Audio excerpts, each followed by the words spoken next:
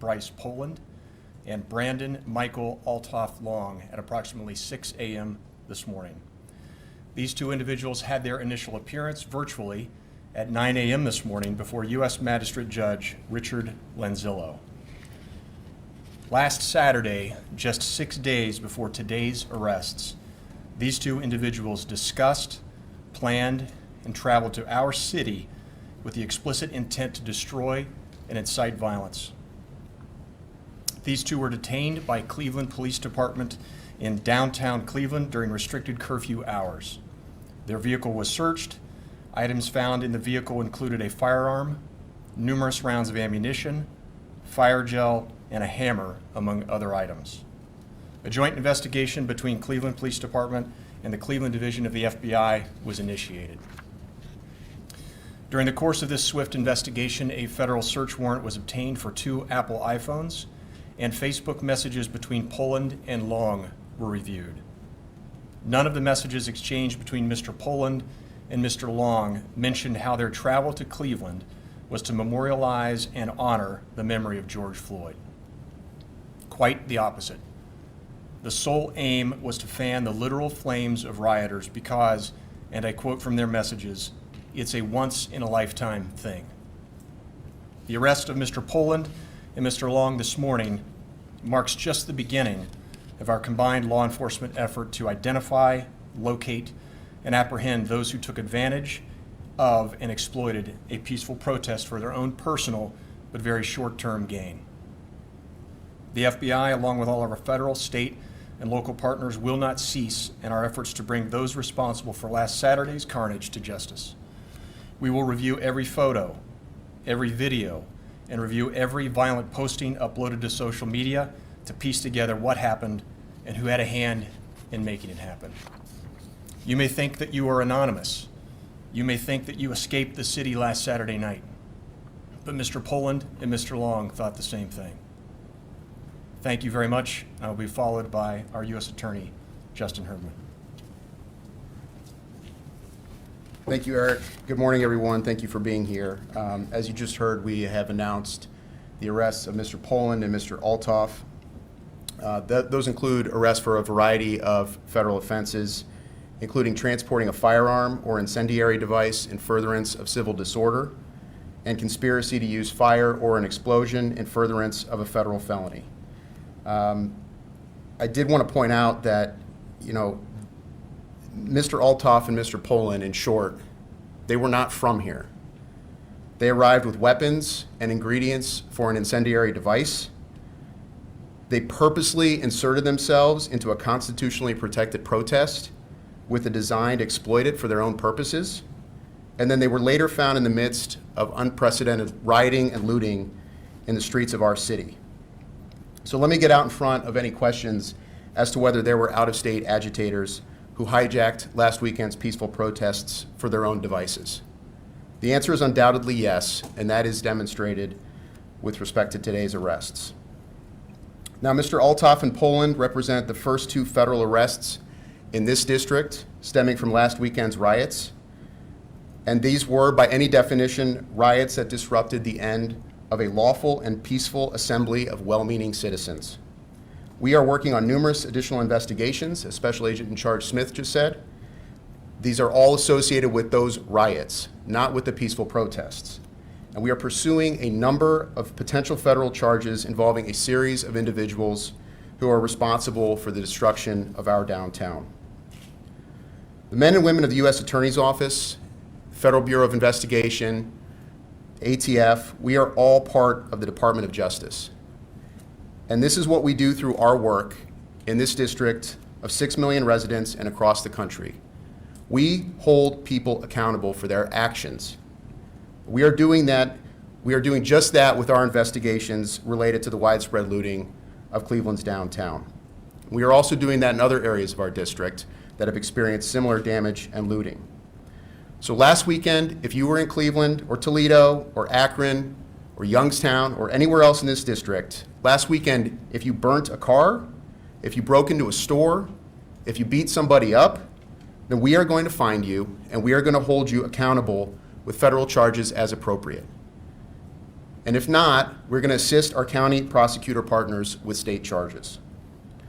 And our obligation to demand accountability does not stop with those who rioted and looted. We are still engaged in a consent decree with the Cleveland Division of Police.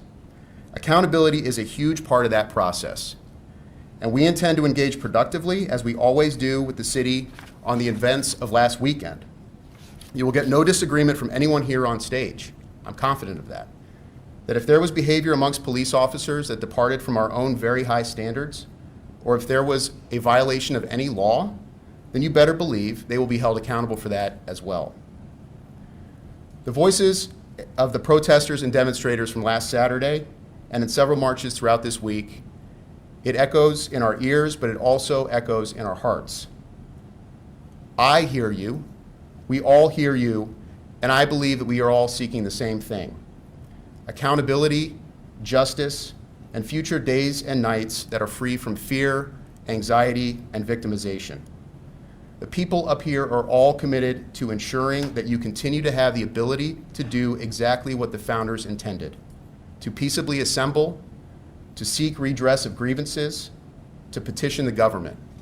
We all swore to uphold the Constitution, which means that we swore to uphold your right to do so. And we will ensure that when you speak, you will be heard. Thank you. I will now turn it over to Chief Calvin Williams, Cleveland Division of Police. Oh, Mayor Jackson. I'm sorry. Mayor Jackson, City of Cleveland. I want to start off by thanking our partners. We've had a long time relationship, working relationship with our partners, and it's been productive, and it continues throughout this event, and it will continue into the future. Everyone has a constitutional right in America. Constitutional right of freedom of speech, constitutional right to demonstrate, to protest, to bring grievance to government, to express their concerns about whatever happened. And we're all up here in agreement that what happened in Minneapolis was too much for people to bear, even us.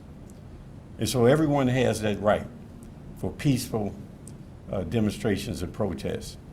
But once there's violence against people or destruction of property, then we need to take actions to address that in order to keep the safety and well-being of our community as a large and our citizens intact.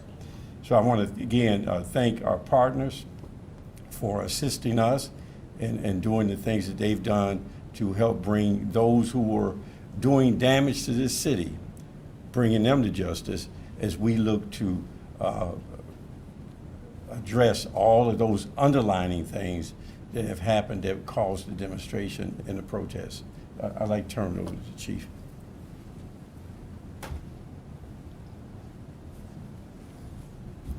I too want to echo the mayor's sentiments in thanking our partners, a lot of which you see up here on the stage today. Whenever there is a critical event here in the city of Cleveland, we can count on them to be side by side with us. And even on day-to-day operations, our safety partners, state, local, county, and federal, are always there here in this part of the country helping us out. I too want to put to bed that question, because I've had it asked to me time and time again, whether or not people from the outside, meaning outside of this jurisdiction and outside the state of Ohio, were here to cause mayhem and damage to the city. And as you can see today, that's true. And I'm also here going to announce today that we've arrested folks here in the last 12 hours that probably had that same intent. We arrested 5 folks that were attempting to break into Progressive Field in the early morning hours that had some of the same things that you see listed here: the fire starter, extinguishers, signs that say they were here to protest. And they were not from the city of Cleveland nor from Cuyahoga County.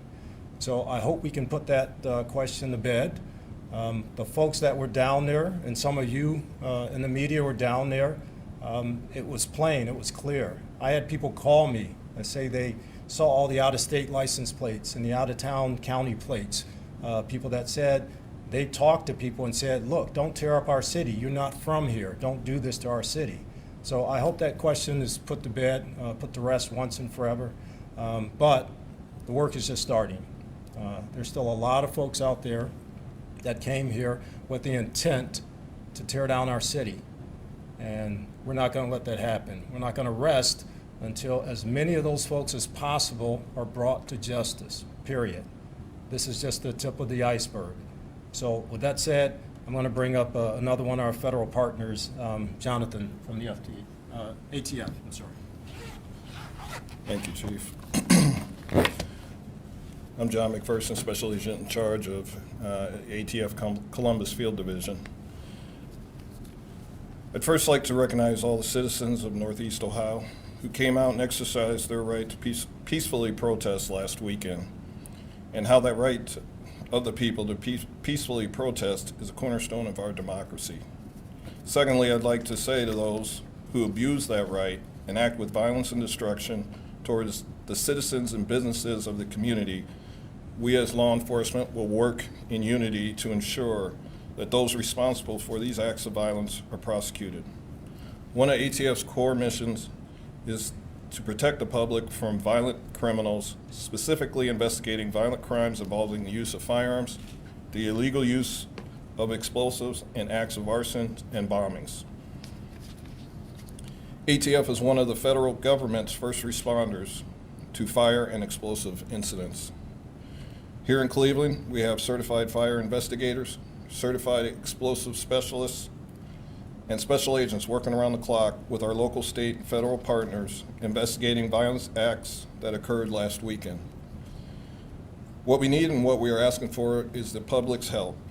We are asking for anyone with information about any of the arson-related incidents that occurred over the past weekend to please call 888-ATF-TIPS. That's 888-283-8477. Or via the Reported app, which is available from the App Store or Google Play. Thank you, and I'd like to allow the sheriff up next.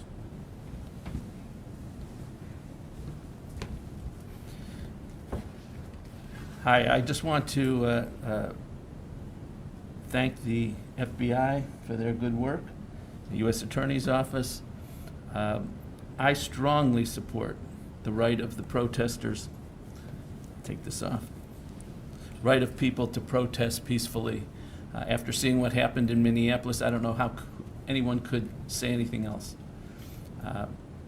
But as U.S. Attorney Herdman indicated, there's a difference between peaceful protest and what happened later in the day in Cleveland when it turned violent.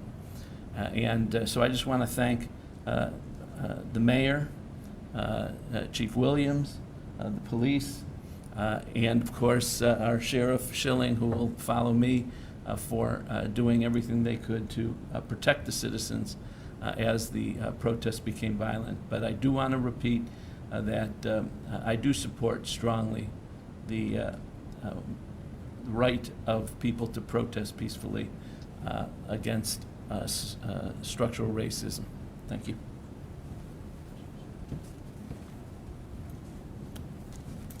Good morning, everybody.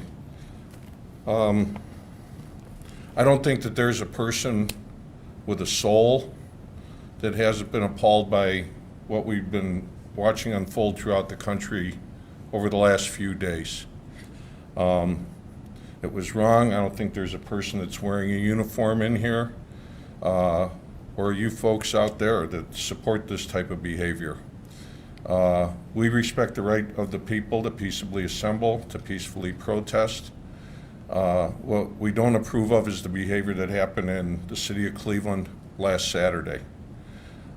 We at the Sheriff's Department will join forces with our law enforcement partners, men and women of the Cleveland Division of Police, the FBI, the United States Attorney's Office, and move forward to pursue these individuals and prosecute. I thank you. This time we have a couple minutes to take any questions that you might have. We'll open it up. At this point, is there any indication these two actually set fire to anything or just had incendiary devices with them? Well, we don't know that, so the investigation's just sort of beginning, so we'll find out through interviews, through additional forensic review of what we have based on the searches to determine whether or not that was the case. But we're following up on that. Was the gun legally possessed? I could refer to the ATF, but I believe it was at that point. We'll certainly get back to you. Were they working alone, or were they with some kind of organized group?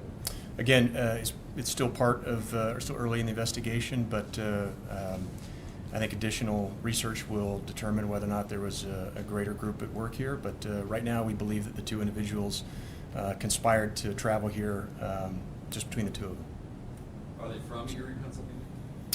They have addresses from that area, yes. From that area or from Erie? I don't know the actual addresses, but I believe right from Erie. But my question was, as you work through this, what evidence are you finding of organizers starting all of this protesting? And I'm sorry, what evidence are you finding of organizers actually starting the rioting? Well, as we said, once we start looking through additional violent protest rhetoric that's posted online, once we see what we're getting from the interviews of the numerous subjects that were arrested over the course of Saturday, we'll be able to paint a better picture about whether or not there was a greater force at work here. But what we see here is a peaceful protest that's gone awry over the course of several hours, and whether or not there's any greater force at work, we'll have to determine that in the coming investigation. When were these two picked up on the curfew violation? Saturday evening, I think approximately 11:30 p.m. Where was that? It was downtown Cleveland. Chief, I don't know the actual block. I don't have the exact address, but close to center of town. How old are they, and do you believe they're associated with any groups? Right now, we've not uncovered any association with other groups, but again, that's still early to be determined. How old are they? I think they're in their early 20s. Yeah.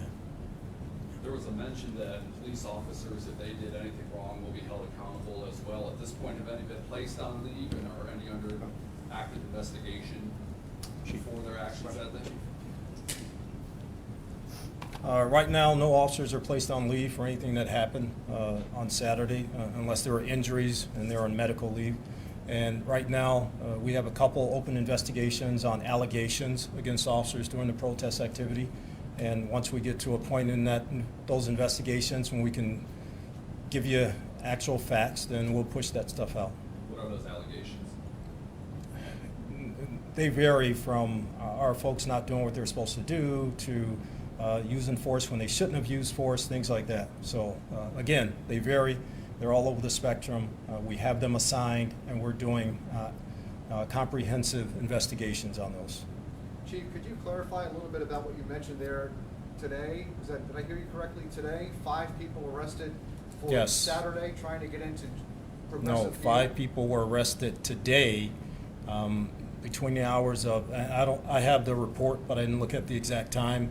Some were between 3 a.m. this morning and 7 a.m. this morning. Were trying to get into Progressive Field, and when we arrested them for violation of the curfew and found their vehicle, which was parked a couple blocks away, it had the fire starter, it had extinguishers, some of the other material that we can see from the outside because we have to get a warrant to further search it, and it had actual protest signs inside of that vehicle. But that actually, the break-in... Today, Yeah. yes. So Chief, just to clarify, so that didn't have to do with the people that broke into Progressive? On Saturday, no. That person that broke in on Saturday was arrested on Saturday. These arrests happened early this morning.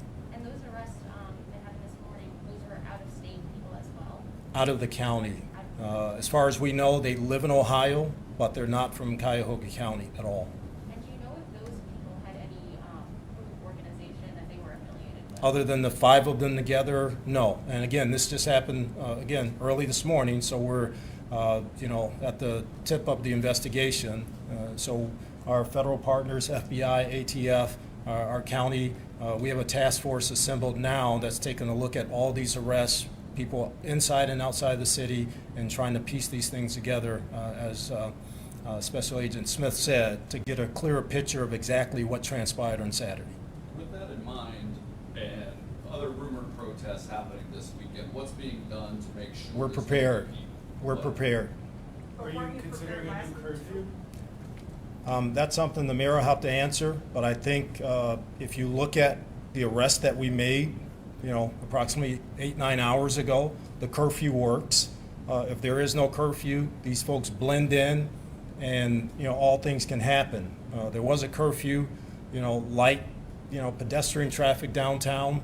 The security at Progressive Field was able to spot these folks because there's nobody else around that they have to pay attention to, and we made the arrest. So the curfew does work. And if I may comment further, we've heard from a lot of the downtown residents and businesses that want us to continue the curfew as much as possible. But there are parameters for that, so we're taking a look at that day by day. Have extra officers been activated for this weekend, tactical teams, things along those lines? We have a plan in place that we think is more than adequate to take care of not just the protests, but the entire city throughout the weekend. Last question. Have there been specified threats this weekend that you're aware of? I can't get into that. Chief, at this point, Thank you. how many arrests have there been made in connection to? We'll get you the exact number. Thank you. Thank you. I want to thank all of our partners up here. Appreciate your time, and thank you all very much. I've got the complaint. Also, the other detail.